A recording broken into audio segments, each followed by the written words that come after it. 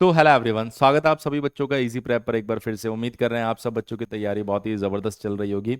आज की इस वीडियो में हम लोग डिस्कशन करने वाले हैं जो आरआरबी ने नॉर्मलाइजेशन के लिए अपने गाइडलाइन या कहें फॉर्मूला जारी किया है, उस फॉर्मूले के अकॉर्डिंग किस तरीके से नॉर्मलाइजेशन होने वाला है, उस प्रोसेस को हम लोग यहाँ पर सीखने वाले हैं। देखिए, एक चीज मैं आपको क्लियर कर देता हूं कि यदि आपको ये पूरा प्रोसेस समझ आ जाता है तो भी इसका आपकी प्रिपरेशन पर कोई इफेक्ट नहीं पड़ेगा। यदि आपको ये प्रोसेस नहीं समझ में आता है तब भी आपकी प्रिपरेशन से इसका कोई लेना देना नहीं है। लेकिन हम सभी बच्चे जानते हैं कि हम लोग सभी RRB JE CBT one exam देने वाले हैं कुछ टाइम के बाद में। तो ये काइंड ऑफ एक एप्टीट्यूड का पार्ट है जिसको समझने से आपका दिमाग थोड़ा सा शार्प होगा और आपको कहीं ना कहीं ये बात समझ में आएगी कि एक्चुअल में जो प्रोसेस होने वाला है आपके रॉ मार्क्स के साथ में या आपके एग्जाम देने के बाद में, उस प्रोसेस में ऐसा क्या होने वाला है। जब ये सब चीजें हमें पता रहती है तो एक अंदर से एक अलग कॉन्फिडेंस रहता है। हालांकि इस चीज का आपकी प्रिपरेशन से कोई रिलेशन नहीं है, इसलिए प्रोसेस को सुनना है, समझना है, उसके बाद इसके ऊपर ज्यादा सोचना नहीं है। कहीं ऐसा नहीं कि आप ये सोचने लग जाओगे कि हाँ सर ये डाउट आ रहा है या फिर ये ऐसा आ रहा है। इतना सोचने की जरूरत नहीं है। सिर्फ समझिए क्या बताया गया प्रोसेस के अंदर, क्या अनाउंस उन्होंने किया है और क्या नोटिस उन्होंने जारी किया है। तो देखिए, इन्होंने सबसे पहले यहां पर बताया गया है कि जो आपका सीबीटी वन क्वालिफिकेशन या कहें कि मेरिट लिस्ट बनने वाली है, वो मेरिट लिस्ट जो बनने वाली है वो आपका नॉर्मलाइज्ड मार्क्स के बेसिस पे होगा, रॉ मार्क्स के बेसिस पे नहीं होगा। अब ये नॉर्मलाइज्ड मार्क्स की जो कहानी है ये कहां से चालू होती है। सबसे पहला पॉइंट इन्होंने बताया परसेंटाइल स्कोर, यानी कि आपको यहां पर परसेंटेज की कहानी को नहीं समझना है, परसेंटाइल स्कोर के बारे में सोचने की जरूरत है। अब ये परसेंटाइल स्कोर होता क्या है वो हम समझते हैं। जैसे मान लीजिए कि आपने सीबीटी वन का पेपर किसी शिफ्ट में अटेम्प्ट किया, तो उस शिफ्ट में जिस बच्चे ने सबसे ज्यादा स्कोर किया होगा वो 100 परसेंटाइल के अंदर आएगा और जिसने सबसे कम स्कोर किया होगा उसको 0 परसेंटाइल दिया जाएगा। तो परसेंटाइल और परसेंटेज यहां पर अलग अलग दिया गया है, इसमें आपको कंफ्यूज नहीं होना है। तो पहला पॉइंट उन्होंने बताया है कि परसेंटाइल स्कोर क्या है। तो यहां पर बोला गया है percentile score are score based on relative performance of all those who appear for the examination. यहां पर क्लियरली मेंशन किया गया है कि जो रिलेटिव परफॉर्मेंस रहने वाली है उसके बेसिस पर ये परसेंटाइल डिसाइड किया जाएगा। ये मैंने आपको बता दिया और पॉइंट मेरे ख्याल से आप लोगों को क्लियर है।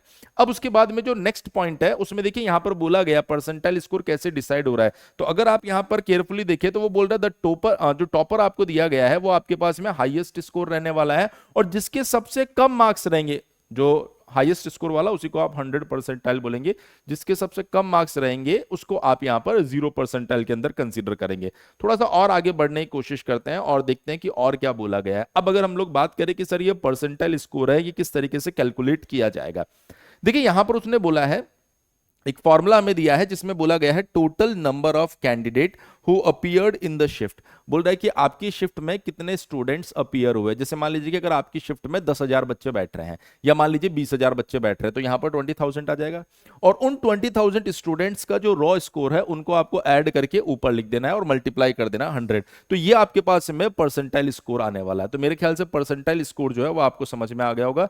थोड़ा सा हम लोग अब यहां से आगे बढ़ते हैं और 5 नंबर पॉइंट को देखते हैं। मैं कोर कोर पॉइंट आपको बता रहा हूं, पूरा नोटिस अगर हम लोग पढ़ने बैठेंगे तो ये 1 से 1.5 घंटे का वीडियो बन जाएगा। तो जो कोर कोर पॉइंट है वो आपको पता होना चाहिए। उसने कहा the percentile score for the raw marks of all candidate for all the shifts would be merged and shall be called the RRB score. जितने भी शिफ्ट्स में परसेंटाइल स्कोर आने वाले हैं उनको मर्ज कर देंगे और उसी को आरआरबी स्कोर यहां पर बोल देंगे। आरआरबी स्कोर जैसे आपने देखा होगा अलग अलग एग्जाम में, जैसे आप गेट कभी दिया करते थे तो वहां पर गेट स्कोर लिखा करते थे, यहां पर आप देख रहे हैं अब आरआरबी स्कोर आपको देखने को मिलेगा। और ये आरआरबी स्कोर जो होगा लेवल 1 के लिए होगा, which will then be used for compilation of results and further processing for deciding the merit allocations. आप देख रहे हैं कि ये जो आरआरबी स्कोर होगा इसी के बेसिस पर क्या होने वाला है, फाइनली आपकी जो मेरिट लिस्ट होगी वो डिसाइड होने वाली है।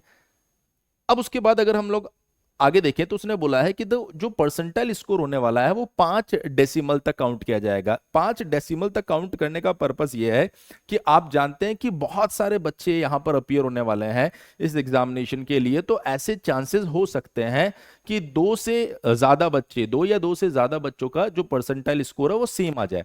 ऐसे में मेरिट लिस्ट डिसाइड करने में बहुत प्रॉब्लम हो सकती है, इसलिए इन्होंने कहा है कि डेसिमल के बाद में 5 डिजिट तक हम लोग जाने वाले हैं और उसके अकॉर्डिंग हम लोग यहाँ पर डिसाइड करने वाले हैं किस बच्चे को ऊपर रखा जाएगा, किस बच्चे को मेरिट में नीचे रखा जाएगा। अगर मान लीजिए इतना करने के बाद भी परसेंटाइल स्कोर सेम आ जाता है तो यहां पर कुछ और ऑप्शंस भी प्रोवाइड करवाए गए हैं। पहली चीज तो वो बोल रहा है कि परसेंटाइल स्कोर के बेसिस पर हम लोग मेरिट बनाएंगे, लेकिन उसने बोला है कि अगर मान लीजिए सेम परसेंटाइल आ जाता है तो जो ओल्डर पर्सन होगा, जिसकी एज ज्यादा होगी, उसको प्रायोरिटी दी जाएगी। अगर मान लीजिए एज भी अगर सेम आ रही है तो अल्फाबेटिकल ऑर्डर के अंदर आपको क्या किया जाएगा, प्रायोरिटी पे रखा जाएगा। जिसका नाम अल्फाबेटिकल ऑर्डर में पहले आ रहा है उसको ऊपर रखा जाएगा। हालांकि ये जो पॉइंट है ये मतलब सही पॉइंट नहीं है, ये पूरी कहानी फिर लक के ऊपर चली जाती है कि अगर आपने भी सेम स्कोर लिया है और एक मान लीजिए कि आपसे जो एल्डर है या फिर जो एजेड है उस बंदे ने भी सेम स्कोर लिया है और उसको प्रायोरिटी दी जा रही है अकॉर्डिंग टू नॉलेज बेसिस पर, अगर हम लोग बात करें तो एक अच्छा पॉइंट नहीं, पर ठीक है आरआरबी ने डिसाइड किया कि हम इसके बेसिस पर मेरिट डिसाइड करेंगे।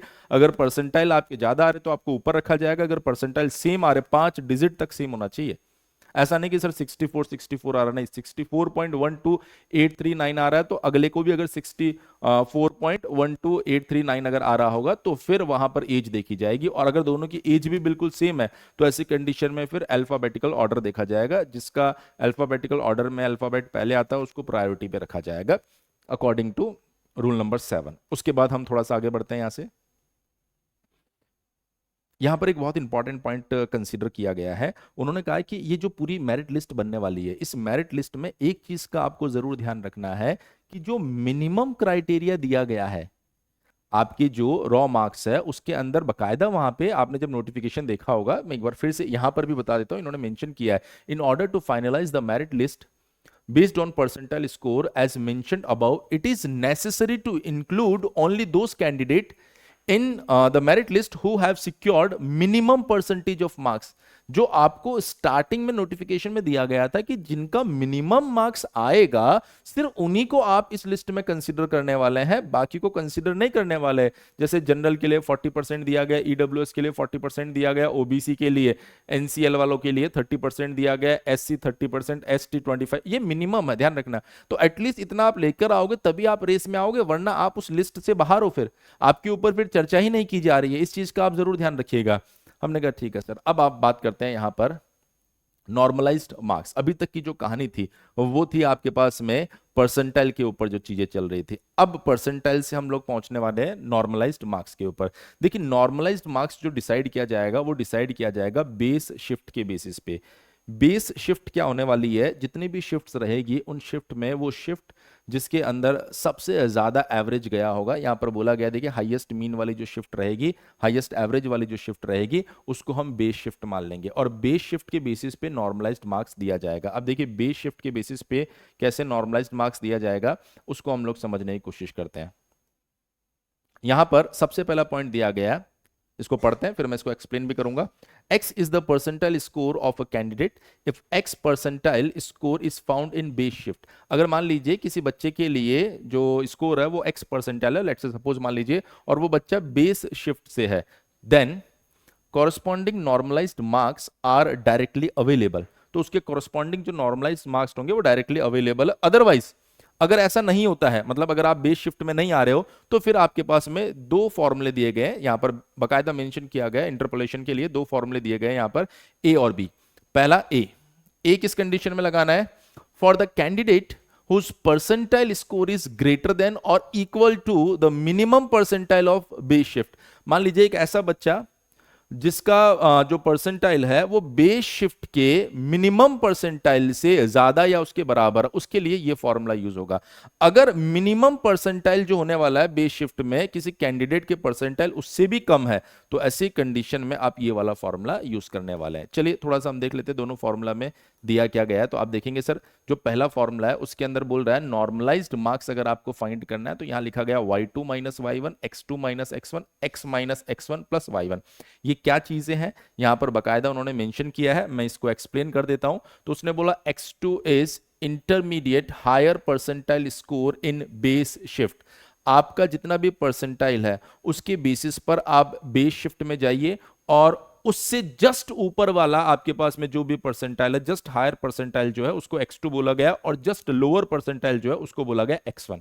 अब यहां पर बोला गया y2 कौन है, x2 के कोरस्पॉन्डिंग जो मार्क्स है उसको y2 बोला गया, और x1 के कोरस्पॉन्डिंग जो मार्क्स है उसको y1 बोला गया है। हमने कहा सर सेम प्रोसेस इसके लिए भी होने वाला है, सेम प्रोसेस इसके लिए भी होने वाला है। x1 is intermediate higher percentile score in base shift. x1 जो है वो आपके पास में हायर परसेंटाइल है, जो भी आपका परसेंटाइल है उससे just higher percentile base shift में, और x2 अगर आप देखेंगे तो लोअर परसेंटाइल है बेस शिफ्ट के अंदर। सेम y1 x1 के कॉरस्पॉन्डिंग मार्क्स है और y2 x2 के कॉरस्पॉन्डिंग मार्क्स है। देखिए ये बड़ा ही कॉम्प्लेक्स सा प्रोसेस आपको लग रहा होगा। पहली चीज तो ये आपको परफॉर्म करना नहीं है, दूसरी चीज आपको सीखकर अपने परसेंटाइल या दूसरों के परसेंटाइल बनाने नहीं है। ये जस्ट एक आइडिया होना चाहिए हमारे पास में किस बेसिस पर आपके मार्क्स जो है वो नॉर्मलाइज होने वाले हैं। इन शॉर्ट अगर आप एक छोटा सा आइडिया यहां पर लेना चाहे कि सर चीजें चल कैसे रही है, तो मैं आपको बताता हूं यहां पर दो तीन चीजों का आपको ध्यान रखना है कि सबसे पहले जो मिनिमम क्राइटेरिया आपको दिया गया है वो मिनिमम क्राइटेरिया आपको फुलफिल करना पड़ेगा। जो मिनिमम क्राइटेरिया आपको दिया गया है, अभी मैंने आपको बताया था यूआर के लिए 40% है, और अगर आप देखेंगे यहां पर ओबीसी के लिए 30% दिया गया था, एससी के लिए 30% दिया गया था। जो भी मिनिमम क्राइटेरिया उसको जब आप फुलफिल कर लेंगे उसके बाद में आप पहुंच जाएंगे परसेंटाइल के पास। मतलब सारा खेल किसके पास आ जाएगा बेटा, परसेंटाइल के पास में। और परसेंटाइल स्कोर अगर इस लिस्ट में आपको आना है तो मिनिमम क्राइटेरिया को फुलफिल करना पड़ेगा। जैसे आप परसेंटाइल स्कोर में आ जाएंगे तो आपको पता है आपकी शिफ्ट के लिए जिसके सबसे हाईएस्ट मार्क्स होंगे वो 100 परसेंटाइल पर आ जाएगा, और जिसके सबसे लोएस्ट मार्क्स होंगे वो 0 परसेंटाइल के ऊपर आ जाएगा। हमने कहा ठीक है सर, बिल्कुल 100 परसेंटाइल और 0 परसेंटाइल के ऊपर वो लोग आ जाएंगे। उसके बाद में जितनी भी शिफ्ट होगी वहां से एक बेस शिफ्ट कंसीडर की जाएगी, और बेस शिफ्ट के बेसिस पर आप क्या करने वाले हैं, नॉर्मलाइज्ड मार्क्स फाइंड करने वाले हैं। बेस शिफ्ट के बेसिस पर आप क्या करने वाले हैं बेटा, नॉर्मलाइज्ड मार्क्स कंसीडर करने वाले हैं। ये जो नॉर्मलाइज्ड मार्क्स फाइंड करेंगे इसमें तीन कैटेगरी वहां पर बनाई गई है। पहली कैटेगरी ये बनाई गई है कि अगर आप बेस शिफ्ट के अंदर ही है तो कोई दिक्कत नहीं, उसके कॉरस्पॉन्डिंग मार्क्स अवेलेबल है। दूसरा पॉइंट, अगर मान लीजिए कि आप बेस शिफ्ट में नहीं है, दो कैटेगरी और दी गई है, अगर उनमें आते हैं तो किस तरीके से आपको इंटरपोलेशन के फॉर्मूले से नॉर्मलाइज्ड मार्क्स फाइंड करना है। अगर उसके बाद आप मेरिट लिस्ट में आ जाते हैं तो फाइनली आप किसके अंदर आ जाएंगे बेटा, सीबीटी 2 की रेस में आ जाएंगे, यानी सीबीटी 1 आपने क्वालिफाई कर लिया। यहां पर परसेंटाइल और नॉर्मलाइजेशन के बीच में बहुत सारी चीजें ऐसी है जो थोड़ी कॉम्प्लेक्स आपको लग रही होगी, पर ओवरऑल मेरा कहना आपसे यही है कि ये सिर्फ एक आइडिया है, क्योंकि हर बच्चा ये जानना चाहता है कि सर नॉर्मलाइजेशन कैसे होगा। तो हमने पूरे प्रोसेस को समझाया है, पर इसके ऊपर आपको टाइम वेस्ट करने की जरूरत नहीं है। आपने सुन लिया पूरे वीडियो को, इसका मतलब आपको पता चल गया कि हाँ सर इस तरीके से चलने वाला है। पर हाँ अभी भी कुछ चीजें ऐसी होगी जो शायद आपको लग रहा होगा कि सर अभी हमें इसके ऊपर और काम करने की जरूरत, तब जाके हम नॉर्मलाइज कर पाएंगे। तो मैंने कहा वो आपको नहीं करना है। रेलवे ने एक नोटिस दिया, हमारी जिम्मेदारी होती है कि आपको उसे पूरा एक्सप्लेन करके समझाया जाए कि अगर इसमें कोई ऐसा पॉइंट है जिसका आपको ध्यान रखना है तो आपको बताएं। पर इस पूरी कहानी के अंदर ऐसी कोई भी चीज नहीं है जहां पर आपको फोकस करने की जरूरत थी। आपको सिर्फ और सिर्फ एक बार सुन लिया आपने क्या नॉर्मलाइज कैसे हो रहा है, कंप्लीट है। इस तरह का कोई भी नोटिस अगर आरआरबी की साइड से आता है तो आपको घबराने की जरूरत नहीं है। हमारी टीम उसके ऊपर डिटेल में एनालिसिस करके आप सब बच्चों के लिए एक डिटेल वीडियो ले आएगी, जिससे कि आपको उसके ऊपर मेहनत नहीं करनी पड़ेगी। उस वीडियो को जरूर देखते रहिए, जिससे कि आपको आरआरबी या किसी भी कॉम्पिटिटिव एग्जाम से जुड़ी जानकारी डिटेल में मिलती रहेगी। मैं उम्मीद कर रहा हूं आज के इस वीडियो को भी आपने एक बार एटलीस्ट ध्यान से सुना होगा और वो आपके लिए जरूर हेल्पफुल रहा होगा। अब आप सभी बच्चों को इस तरह के किसी भी नोटिस या इस तरह के किसी भी अपडेट के लिए चैनल को सब्सक्राइब करके जरूर रखना है, जिससे कि कोई भी ऑफिशियल नोटिफिकेशन आएगा तो उसका डिटेल एनालिसिस आपको बिल्कुल सही और सटीक चैनल पर मिल सके। थैंक यू सो मच, मिलते हैं नेक्स्ट वीडियो में।